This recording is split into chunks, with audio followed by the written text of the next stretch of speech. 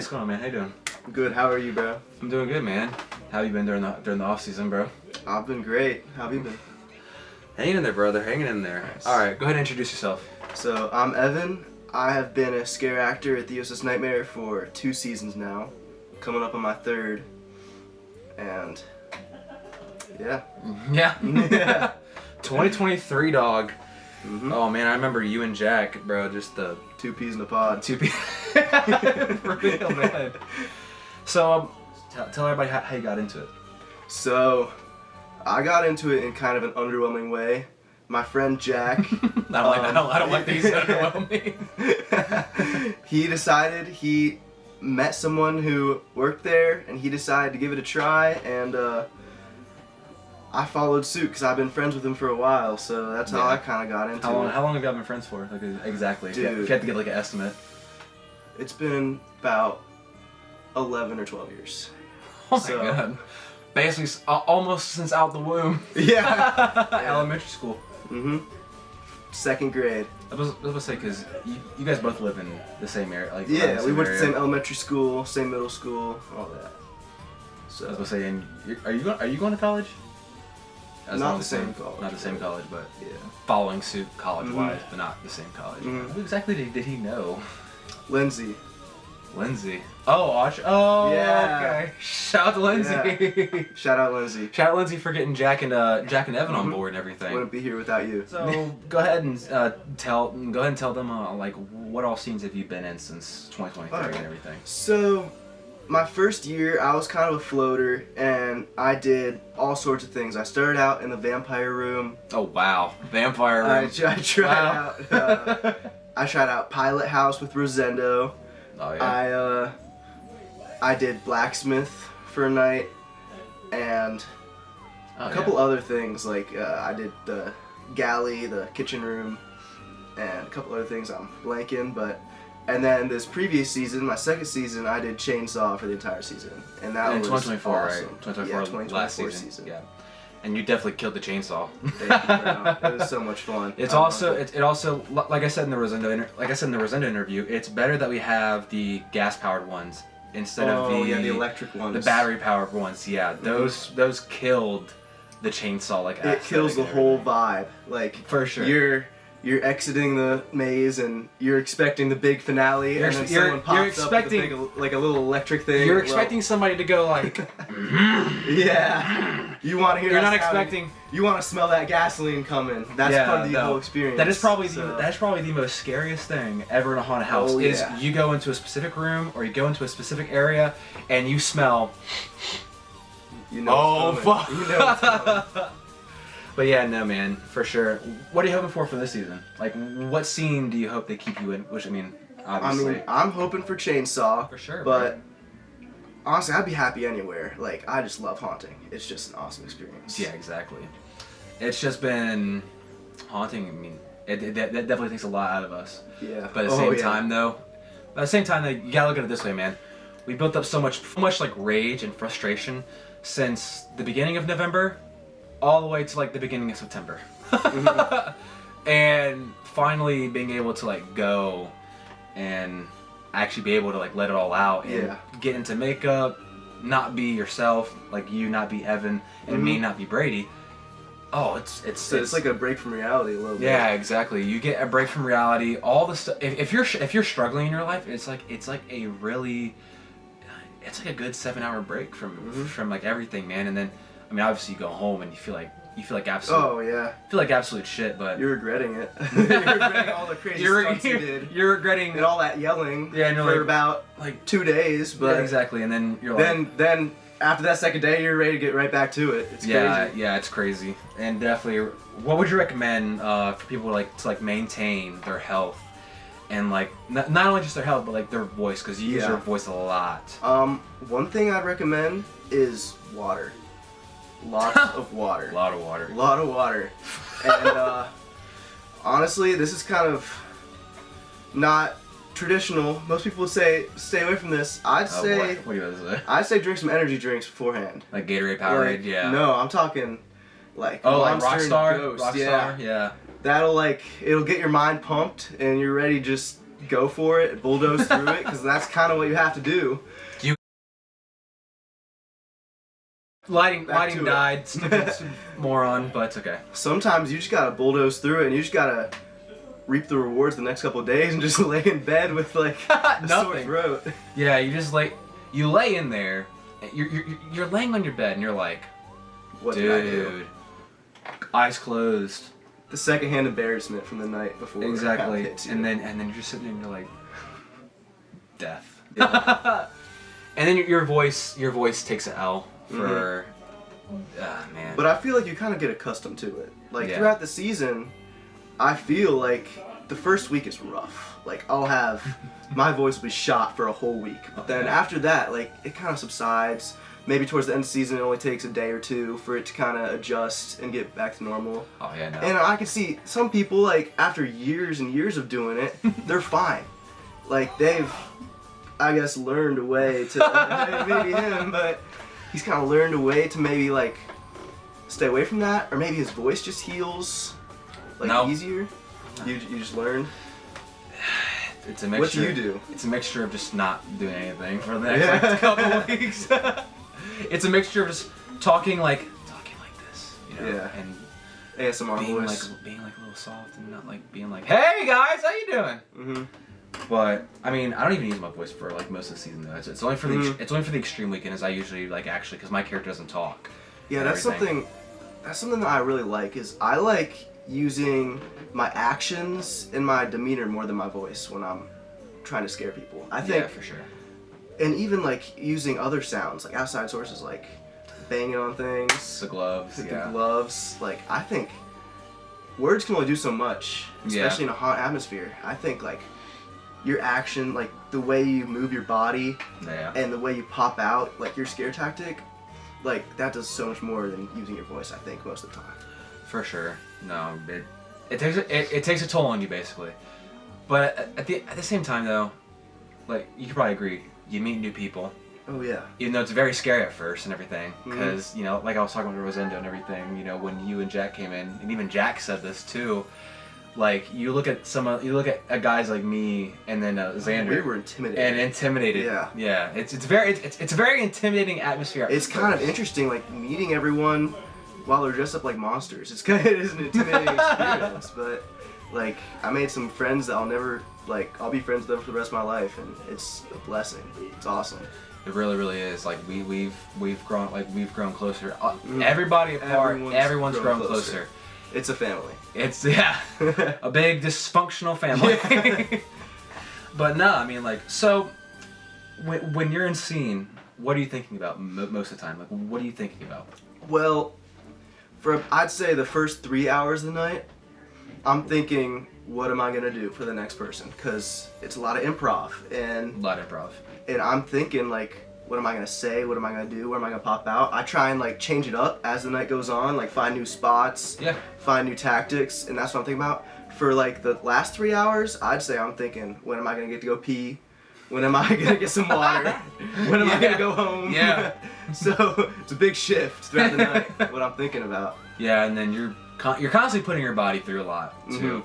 Like people are like, oh, you don't work construction, or you don't work electrical, or you don't work all that. If you're not, it don't matter. If you're not a haunter, you would never like expect how rough it is. Yeah, you would not expect it, especially because some of us do work the summer crew. Heavy lifting, and I'm not trying to play the victim, but I think you're trying to play the victim. It hurts. It hurts mentally and physically sometimes. What's like the most you've ever gotten hurt on the boat? Most I've ever gotten hurt mentally, or no, physically. Physically, not is mentally. When one time I was going overboard with the chainsaw and I was getting too excited. Oh boy. And I swung it. And I hit my side up against a table super hard. I left a scar, big gash. It was rough. And this wasn't some little plastic table. This was a metal, rusty, old boat table. It was not nice. That doesn't sound nice. I wouldn't imagine that sounds nice, dude. What's the nicest thing you've done on the boat? Nicest thing I've done. Your best scare, actually. My best scare. Yeah. I would say, I'm putting you on the spot. Surprisingly, I was not doing chainsaw. Oh, okay. This was my first season, and I was doing the pilot house. Am I allowed to give spoilers for the show? Yeah. I mean, okay. They've seen the Scare Factor videos and like all the behind the true. scenes. Yeah, That's true. Yeah, So in the pilot house, we have a bridge that when actor presses a button, it goes down, and the guests have a little sink and they kind of fall back. We had a very intoxicated lady walking through. Love those. Yeah. And when I say she got terrified by that. I pressed that button and she completely fell over and was screaming. It was like the balcony, right? It was like the balcony. Yeah. It was traumatic. Like she had no idea what was happening to her. I don't know if she was conscious in that moment, but if you're watching this, we hope you're okay. Yeah. We hope you're Hopefully okay. you didn't have any lasting mental damage or physical damage. I think I speak for everybody. I think I speak for everybody when I say we're not actually mean on the outside. Yeah. We care, which is why we press the emergency button in case somebody ends up passing out, ends up getting a seizure, because it does happen. It does happen. We've seen it before. Like, at least I've seen it. I've seen it before. Yeah. Well, it's very scary. At the end of the day, we're entertainers. Yeah. Like we're not just trying to scare people. We're trying to entertain people Doesn't while matter. scaring them. Doesn't matter if we scare you. We can make you laugh. Some people just don't get scared. Yeah. And that's when you just gotta put on your clown outfit and, try and entertain them. You gotta go from this to that. Yeah. This. Yeah, you pretty much gotta let it all hang out. Like your nuts. But like... Cough real quick. Oh yeah, brother. Alright. It's definitely that season, because the weather doesn't know what it wants to do. Don't live in Ohio or Kentucky. But is there any advice that you give to people? Like look at the camera right now and give people like any advice. People that want to get into haunting, or people that are haunting, or like want to get into haunting. If you want to get into it, just go for it. I mean, I was walking in to my interview for this not knowing what to expect. I'd gone to like 2 haunts in my life. What haunts? Death Schoolhouse and Mount Healthy Haunted Hall. Oh, Matter of fact, I never even walked through the USS Nightmare before I interviewed. Jesus. Which is crazy to say. But I mean, I've made the best friends. I've made the best memories. Shout out Extreme Night, the Extreme Show. The Captain's Extreme Tour is one hell of a fucking show. Listen, rated R. It's rated R. Rated R. But I mean, it's 17 and up. If you're 17 and up, you gotta experience it. Yeah. If you're in this area, or even if you're not in this area, it's something that you have to experience. It's awesome. And there's other haunts too that do the touching thing. And we do touching during the regular season. We do. But it's the RIP necklace. How do you deal with the RIP necklaces? Like, what's your instant thought process on that? So, as someone with a chainsaw, I love the RIP people. They're my favorite, especially the people who have RIP that don't know what they're getting into. That's two people that love the necklaces. Actually, 3 if you want to count me. Even though, like, they're at the end of the maze when they see the chainsaw, like, they're not expecting me to touch them with it. Like, I will go for the ankles. I will touch them with the blade, which is taped up. It is not sharp, nor is it actually... You are never going to get hurt unless you are being rowdy. Yes. And you are not paying attention, and you're not following any of the rules. Then you will get severely hurt, especially on that boat. We are literally on the Ohio River. Be very careful. It is nothing to joke about. Yeah. Like when we say, don't go through that emergency exit door. Don't go through it, because you're going to be met with a ledge, and it's going to have railings and everything, but there's a river. Yeah, right? There's the Ohio River, for that matter. Exactly. You don't want to be swimming in the Ohio River. Not only are you going to die, but you're probably going to die of a bunch of diseases. A bunch of diseases. Yeah. But what was I getting at? You're getting into like the RIP necklace. Like, okay, so yeah, I will run it against people's ankles. I will run it on their shoulder up here. I will... On Extreme Tour, I was running across people's backs completely, and a lot of people don't expect that. Like, they really don't. especially from a non-extreme show, just our regular tour, a lot of people aren't expecting to have a chainsaw run onto them. And how many haunts do that, for that matter? Not a lot. There's not a lot of haunts that do that. The only haunts I do know that probably potentially do that is like Hanahoochee. Shout out to Hanahoochee. Mm-hmm. Oh my God. They come for the extreme show every year. They come for the extreme tour. I mean, the haunt industry comes to the USS Nightmare. Let's just say that. And it's a lot of them. We actually had our legendary haunt tour last season and everything, and the Dent Schoolhouse and Dent Schoolhouse, Land of Illusion, right? Yes, we had Cincinnati Fear Fest. For that Friday we had Cincinnati Fear Fest, and then Saturday we had Land of Illusion. Both extremely nice people. Absolutely, thank you for actually coming and helping us out for the extreme tour, because we definitely needed the help and everything. But there's a bunch of big haunts that come to our show, and it's a very difficult task, but I think you just have to be confident in your ability, because these are also haunters. They're just like you in a sense, but they're not exactly like you. They come from different backgrounds, different haunts and everything, but still the passion is something that you all have in common. Yeah, for sure. So you owe me a damn lemonade or something like that. So I don't think you finished your advice. Did you? I'm getting sidetracked completely. But yeah, I would say. So what happens when you have a good conversation? Jump into the deep end. If you have an interest in haunting, even if you like haunted houses, working at one will enhance your experience. You'll make lifelong friends that you weren't expecting. There are some interesting people that work there. You'll get all walks of life at a haunted house. Definitely all walks of life. It's awesome to get to know everyone and kind of broaden your community a little bit, because coming from any background that you may be coming from, seeing all these different people, even becoming friends with them, becoming closer with them, is just awesome.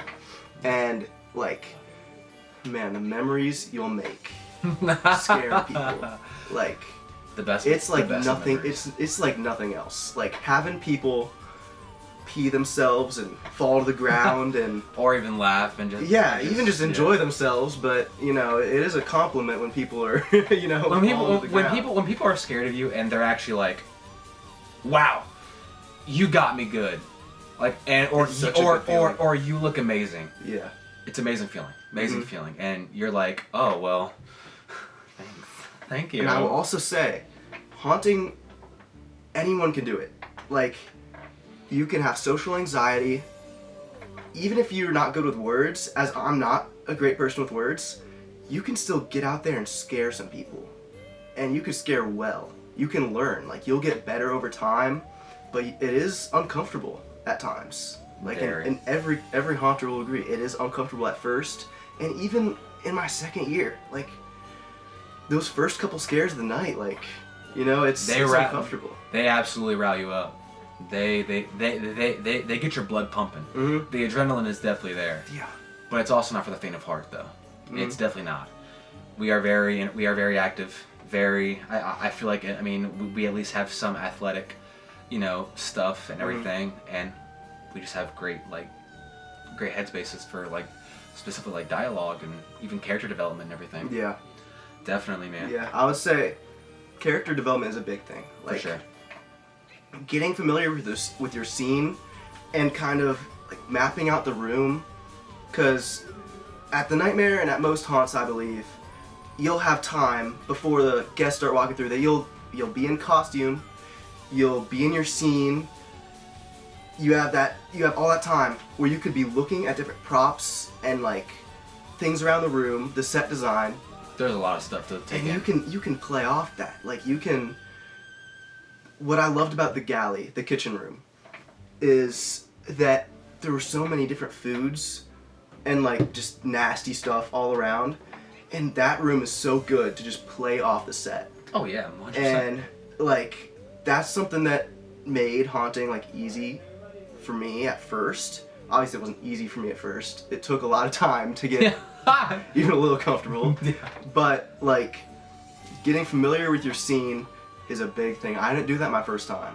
I was plopped in the vampire room. There's not a lot to play off in the scene there. Well, there is, but There for is. somebody Look. who's Iffy. New. 2020. not Yeah, as good as the galley. The galley has so much stuff a lot. where you can. But like take do me, stuff. but like take for me example. You know, elevator doesn't have anything in there. Mhm. There's only pictures on the wall. There's rails, and the lights go off and on. Yeah, But really but like you make that show go round. Like, it's but you know it's but haunting it's not even about what's all around, you know, and everything. You could have what we have right now. I mean, to be honest with you, you could scare someone in this room. and in this room right here, and then even like with a blank room and everything, like asylum rooms, for example, with just padded walls and everything like that. But you could be the most absolute, like you could be the most chaotic. Because I mean, part of what haunting is dehumanizing yourself. Like your movements. You are your a demon, words, not a human. Yeah, you gotta literally dehumanize yourself. You've gotta make people believe that you're not human. Exactly. Which bites you in the butt sometimes. I mean, but that's part of it. There are some haunts that do serial killers, and yes, technically serial killers are humans, but even then, they have the mindset of a demon or a monster. So again, get the humanization out of your brain, unless it's an emergency. Yeah, for sure. And everything. But it was nice having you. It was nice having you, man. And here's to a great third season for you, man. Yes, sir. All right. Yeah. Stay scary, guys. We'll see you guys in part 3.